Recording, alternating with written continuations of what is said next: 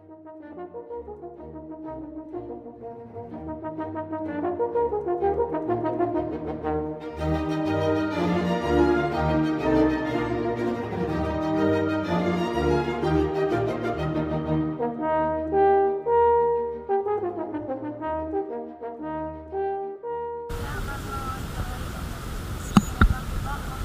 ya, keringetan. Ya, menurut Bapak bagaimana cara mengatasi kemacetan di Surabaya? Ya, menurut Bapak sih banyak hal ya. Terutama itu mengenai disiplin. Ya, kalau Bapak lihat, Bapak kan tiap hari keluar rumah ya, dan seharian itu kebanyakan di jalan. Jadi sekarang yang Bapak lihat itu mengenai disiplin pengendara. Ya, terutama yang pakai motor gitu ya. Contohnya saja di lampu merah. Ya, lampu sudah merah itu buru-buru cepet-cepetan terombol gitu. Nah, itu kadang-kadang satu hal yang membuat kemacetan. Dan kedua mengenai ketidaksabaran pengendara. Mereka inginnya buru-buru, ya. Inginnya buru-buru, semua ingin cepat sehingga semua peraturan lalu diabaikan. Ya, sehingga itu salah satu juga menimbulkan kemacetan. Ya. Hal lain juga banyaknya pembangunan di jalan. Sekarang kan banyak mau musim hujan kan Renovasi jalan, gorong-gorong. Nah, itu kan sangat berpotensi untuk menimbulkan kemacetan. Nah, mestinya jalan itu harus dilalui dua arah sehingga cuma separuh bahu jalan dipakai untuk proyek, separuh untuk lalu lintas, sehingga ya otomatis berdesak-desakan. Nah, itu timbul macet. Ya. Ya. Kasih Pak. Stop. Saya kira itu ya.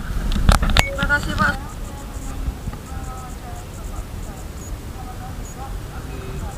Bagaimana cara mengurangi kemacetan yang ada di Surabaya? Ya mungkin terutama ya kalau terutama jalan yang macet yang rawan macet itu ya bisa dibantu dengan petugas-petugas yang bisa membantu untuk melancarkan jalan supaya bagaimana agar tidak macet, Mas. Ya kalau memang jangka panjang nantinya ya apa itu untuk jalannya ya perlu dipikirkan lagi. Caranya ya gimana lagi ya, yang rawan-rawan macet itu terutama ya dilebarkan atau gimana supaya agar lancar untuk mengatasi di Surabaya ini. Mestinya semakin lama kalau nggak itu apa diperhatikan ya makin lama makin macet, Mas. Ya. Kasih Pak. Ya, ya.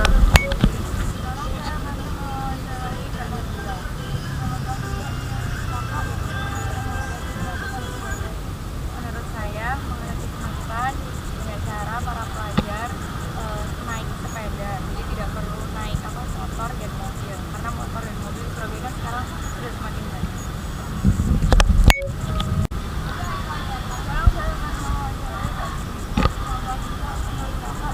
Cara mengatasi kemacetan di Surabaya. Mungkin kalau dari warganya sendiri itu kan individualis ya, jadi semuanya itu pada pengen naik motor sendiri, naik mobil sendiri, nggak mau ada yang kayak di luar negeri gitu kan naik angkutan umum gitu jarang. Mungkin orang Surabaya itu agak benci.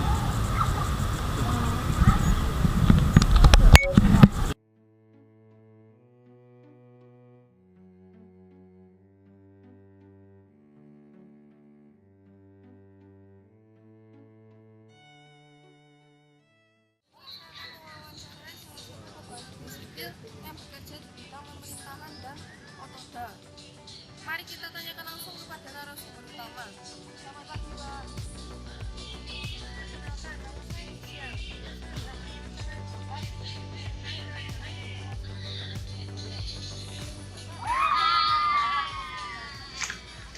Kota Surabaya saat ini terutama 5 tahun ini telah dijabat oleh wali kota kita Bu Tri Risma hari ini baik sekali bisa dilihat pembangunan merata di segala bidang, terutama kita lihat di banjir ya.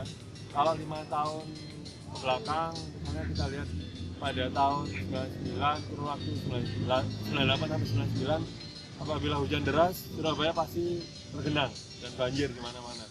Kalau saat ini, terutama 5 tahun ke depan ini, mulai tahun 2000 sampai 2005, jelas sekali kita lihat genangan atau banjir jarang sekali kita temui.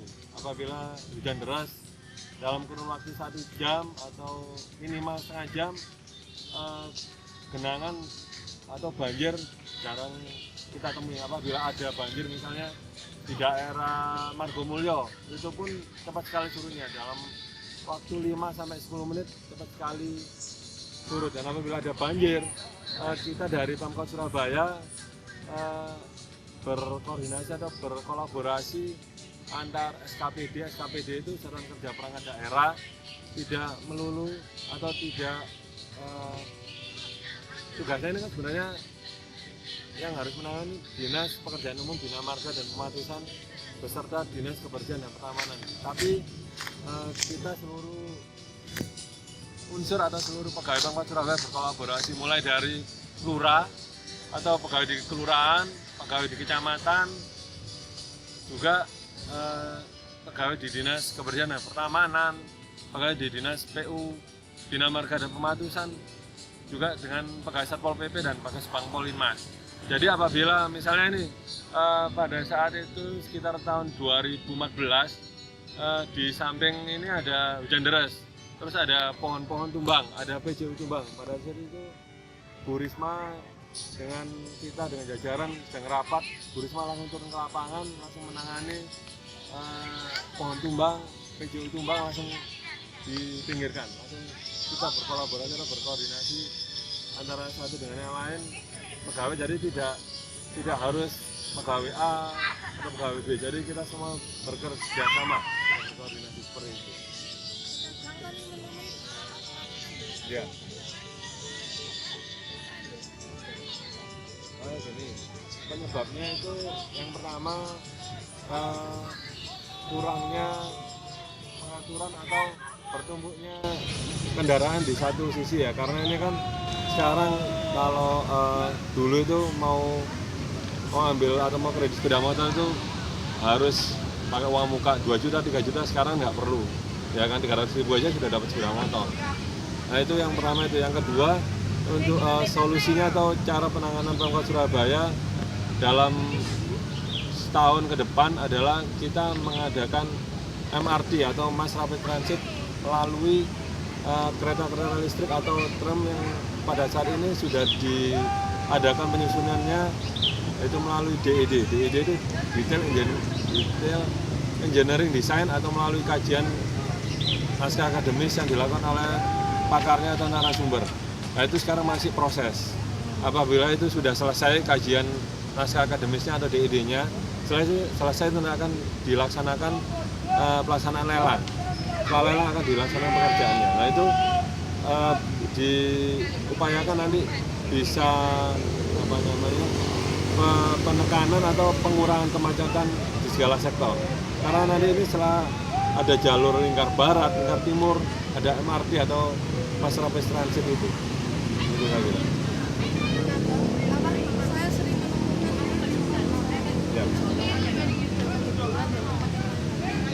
padahal pemerintah Surabaya itu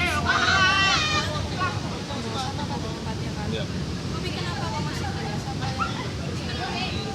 Ya. Sebenarnya Pemkot Surabaya sudah ada peraturan daerah nomor, saya lihat dulu, Perda Kota Surabaya nomor tahun 2014. Perda Kota Surabaya nomor 5 tahun 2014 tentang pengelolaan sampah dan kebersihan di Kota Surabaya. Ini kita sudah mengatur sebenarnya ada sanksi administrasi. Sanksi administrasi itu melalui misalnya teguran tertulis, pencabutan KTP sampai dengan sanksi pidana. Sanksi pidana itu pengenaan denda sekitar 50 juta. Nah itu biasanya gini, pada saat dulu ini kita cerita ya, flashback ke belakang, pada saat dulu zamannya Wali Kota Pak Bambang DH, dulu beliau pernah mengetahui langsung ada warga itu membuang sampah atau kancing di sembarang tempat. Nah itu oleh beliau langsung ditanyain warganya itu siapa namanya, langsung diambil KTP-nya langsung disita. Nah itu bisa juga melakukan penyitaan atau sidang di tempat. Misalnya ada satgas kebersihan atau kita pegawai Pemkot Surabaya tahu ada warga membuang sampah sembarangan, kita bisa juga melakukan penindakan. Dalam artian kita bisa melaporkan ke Bu Wali atau ke satgas kebersihan. Seperti itu. Sebenarnya perda kita sudah jelas bahwa kalau kita membuang sampah sembarangan kita dapat kena denda maksimal 50 juta, itu maksimal ya, atau pidana kurungan paling lama 6 bulan. Selain itu kita juga ada pegawai-pegawai mulai dari pasukan kuning, pasukan hijau. Nah itu yang tugasnya membersihkan sampah di kota Surabaya. Itu hanya, kalau saya kira hanya sebagian kecil aja ya, minor aja. Bisa dilihat Surabaya 5 tahun berturut-turut ini sudah memperoleh penghargaan Adipura Kencana. Adipura Kencana itu penghargaan kebersihan dari pemerintah pusat, dari dari Pak Presiden kepada pemerintah kota atau pemerintah kabupaten atau kepada bupati wali kota. Dan dalam hal ini dapat menjaga kotanya bersih. Itu ada tim khusus dari Kemendagri, Kementerian Dalam Negeri, dari Kementerian Lingkungan Hidup atau Kementerian LH dengan Kementerian PAN atau Kementerian Pendayagunaan Aparatur Negara. Itu berkolaborasi, mereka turun ke kota-kota atau kabupaten-kabupaten untuk melakukan penilaian mana sih yang sudah bersih. Itu ada indikator-indikatornya, termasuk itu tadi kebersihan di jalan-jalan, di taman-taman hiburan atau di selokan-selokan. Terutama ini dalam 5 tahun ke belakang kurun waktu pada saat pemerintahan Bu Risma itu beliau sendiri juga langsung turun ke lapangan. Jadi misalnya ada di pinggir jalan ada sampah berserakan, beliau langsung ambil, langsung bersihkan.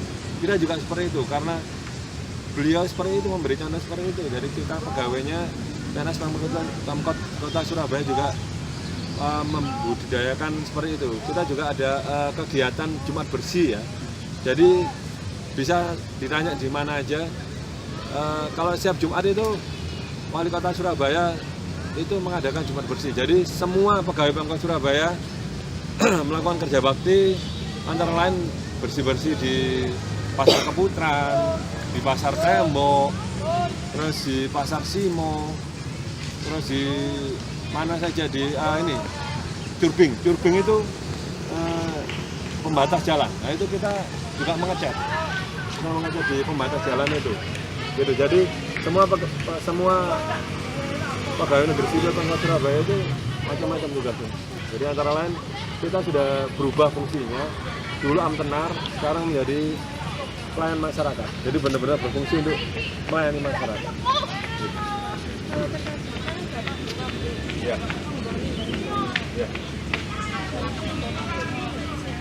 Ya. Ada. Jadi itu merupakan tugas dari Badan Lingkungan Hidup.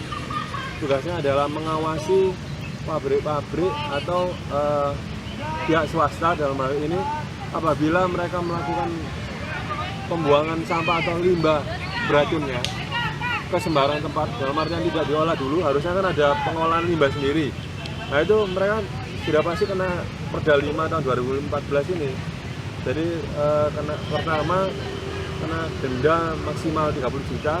Kalau sudah memenuhi unsur pidananya, mereka dalam hal ini pemilik pabrik atau yang membuang limbah itu dapat kena pidana penjara kurungan maksimal 6 bulan.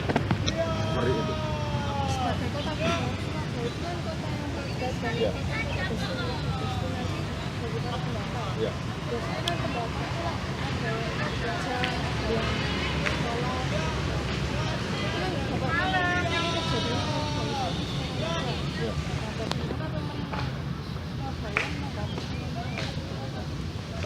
Untuk menanggapi fenomena urbanisasi ini ya, masa ini ya, pada saat ini Pemkot Surabaya sudah menerapkan antara lain apabila ada warga luar daerah yang masuk ke Surabaya dan bekerja, mereka harus yang pertama harus mempunyai SKTT, surat keterangan tempat tinggal. Tapi mereka harus ada dua. Yang pertama jaminan dari surat keterangan penjaminan dari perusahaan tempat mereka bekerja. Kedua tempat tinggal. Nah itu harus ada dikunci di 2 poin itu. Jadi untuk penekanan atau upaya-upaya Pemkot Surabaya pertama itu, dua itu, yang ketiga adalah kita dari pihak Pemkot Surabaya terutama dari Dinas Kependudukan dan Pencatatan Sipil beserta kecamatan, kelurahan dan Satpol PP melakukan operasi justisi kependudukan. Kemarin ini kita ke kos-kosan, ke apartemen-apartemen, ke rusun-rusun, ke pemukiman pada penduduk, kita langsung melakukan operasi justisi kependudukan. Kita tanya, apakah mereka yang warga luar, maksudnya dalam hal ini sekolah, kita tanya, mereka apakah sudah punya SKTT untuk penjaminan tempat tinggal, mereka sudah harus punya tempat tinggal yang jelas. Kedua, kalau sekolah, mereka harus ada surat keterangan sekolah dari pihak sekolah, dalam hal ini mungkin kampus atau universitas, atau mereka misalnya sekolah di SMA dari sekolahnya. Kalau sudah kerja, otomatis dari tempat mereka bekerja. Itu kalau apabila mereka tidak mempunyai itu, mereka harus mengurus surat-surat atau dokumen kependudukan tersebut. Ya, saya kira seperti itu. Bapak, bagaimana cara melindungi tempat-tempat umum di kota Surabaya agar tidak terancam dari kejahatan, perampok, atau pencurian? Ya. Selama ini Pemkot Surabaya melalui Bakas Bangpol dan Linmas, Satpol PP dan bagian pemerintahan dan otonomi daerah telah mengkoordinasikan melalui camat-camat dan lurah-lurah untuk ke jajaran paling bawah, yaitu melalui ke Ketua LKMK, RW dan RT. Mereka adalah aparatur pemerintahan atau mitra kerja kita yang paling bawah untuk mensosialisasikan ke warga, terutama dalam ini mendaya gunakan lagi atau mengaktifkan kembali pos kamling. Pos kamling itu pos keamanan lingkungan yang diadakan atau anggotanya itu antara lain warga, aparat keamanan dalam hal ini polisi, dan jajaran samping itu bisa polisi, bisa angkatan darat, seperti itu. Kota Surabaya itu agak zaman kan? Ya. Sehingga mengharuskan masyarakatnya untuk menggunakan kendaraan pribadi. Ya.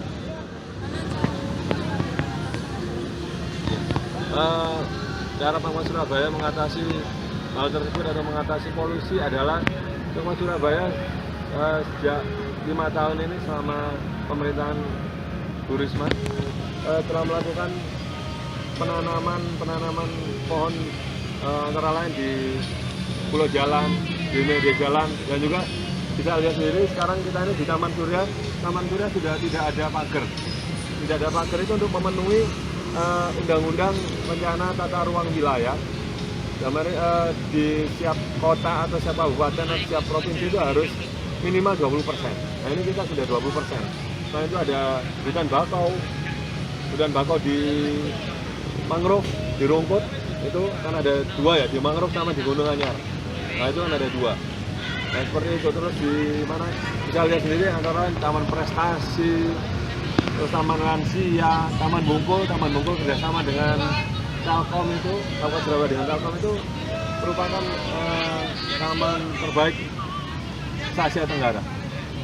Itu bisa dilihat aja. Jadi banyak sekali upaya-upaya yang dilakukan Pemkot Surabaya untuk menekan polusi. Bagaimana bentuk atau susunan organisasi Seluruh organisasi di Pemkot, terutama di wali kota. Yang pertama adalah wali kota sebagai top manager atau sebagai pucuk pemerintahan. Setelah itu ada wakil wali kota. Setelah itu ada sekretaris daerah. Sekretaris daerah mempunyai 4 asisten. Yang pertama asisten pemerintahan, yang kedua asisten perekonomian dan pembangunan, yang ketiga asisten administrasi umum, keempat asisten kesejahteraan rakyat. Di bawah asisten ini ada bermacam-macam SKPD atau Satuan Kerja Perangkat Daerah. Yang pertama ada Bapeko, kedua ada Bakas Bangpol dan Linmas, ada Dinas Pengelolaan Bangunan dan Tanah, Dinas Pengelolaan Keuangan, ada bagian pemerintahan dan otonomi daerah, ada kecamatan dan kelurahan. Jadi total secara keseluruhan struktur atau satuan kerja perangkat daerah di pemerintah Kota Surabaya ada sekitar sekitar 41 satuan kerja perangkat daerah, 31 kecamatan dan 154 kelurahan. Ya. Terima kasih banyak ya Pak. Ya.